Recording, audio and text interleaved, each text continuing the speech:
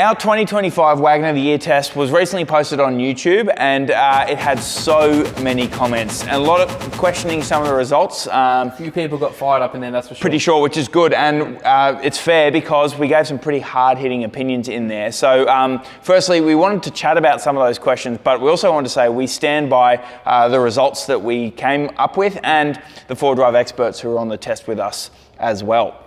And of course, mate, from that, the results are a mix of how these vehicles performed on the day in each test, and as well as that, also factoring in what we know from these vehicles from thousands of kilometers of testing, modifying them, banging diff locks in, suspension lifts, bar work, and there was a whole bunch of stuff that you didn't see. If we were to put all the off-road testing we did, for example, in that one section, I reckon the video would go, but we'd need a couple of parts on there too, mate. It wasn't just that one section. But that said, there are a few points in the comments there that we noticed were a recurring theme, so I just wanted to address a few of them. Probably the top comment was Toyota paid us to win the test. Absolutely. We did not get a cent. In fact, we actually had to pay Toyota for some insurance excess to get some repairs done for some damage we did on the 200 and 300. Yeah, we scratched them a bit, and we had to pay them. So Toyota paid us. I think you'd have probably a nice 300 parked out there. I'd have a nice Toyota, but we don't. I drive a 30-year-old Hilux, We didn't get paid from any of these car manufacturers, and that is actually a good thing because it means we can give you guys a true review.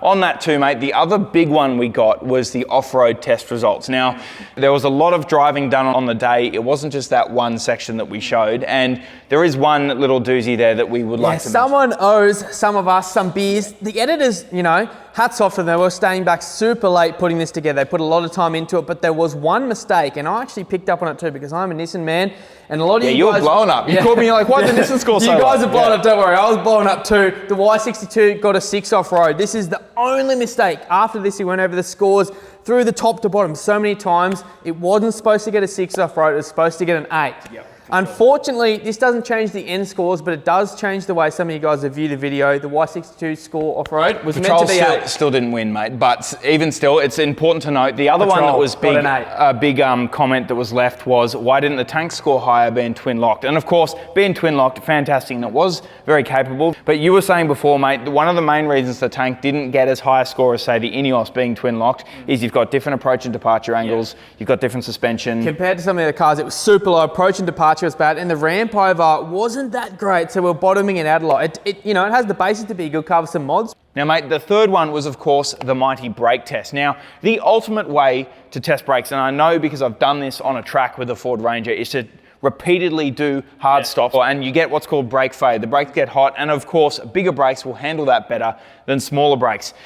With how much we're shooting, we did, I think, about 3,000 Ks with 8 vehicles, and the time restraints we had, we simply couldn't do a full-on brake test with the time we had. Yeah. We had time for one stop with each vehicle to see how they perform. Now, I'm not a mathematician or a scientist, mate, but what I can explain is different size brakes will affect different performance, and it boils down to this.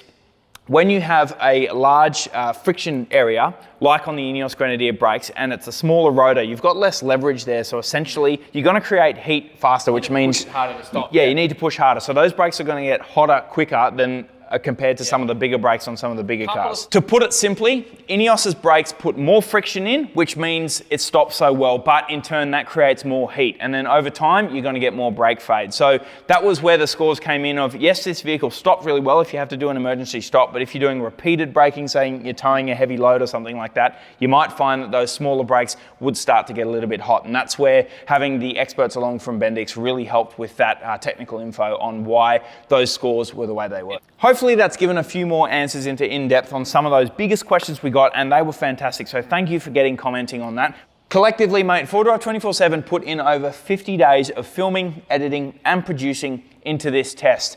We put a lot of effort and thought into how everything is judged and put together, and we absolutely stand by that. We 100% stand by, and we can sleep well at night. And at the end of the day, everyone's choice is going to be different, but we've just showed you what we think is best. And the best way to look at this is, there was a score, but we had 10 people there? So if I was to pick a winner just by myself, I would have picked a different car. You would have picked a different car. That's the best part about us having so many people there. All these scores are added together, and collectively, the best car picks itself, really. Yeah, for sure. With the exception of that Y62 number, mate, I reckon I stand by everything we said, and hopefully that clears up some of the questions we got. Let us know what vehicle you choose below. As for that, mate, I'm going to get back onto working on this thing, and we'll catch you next time.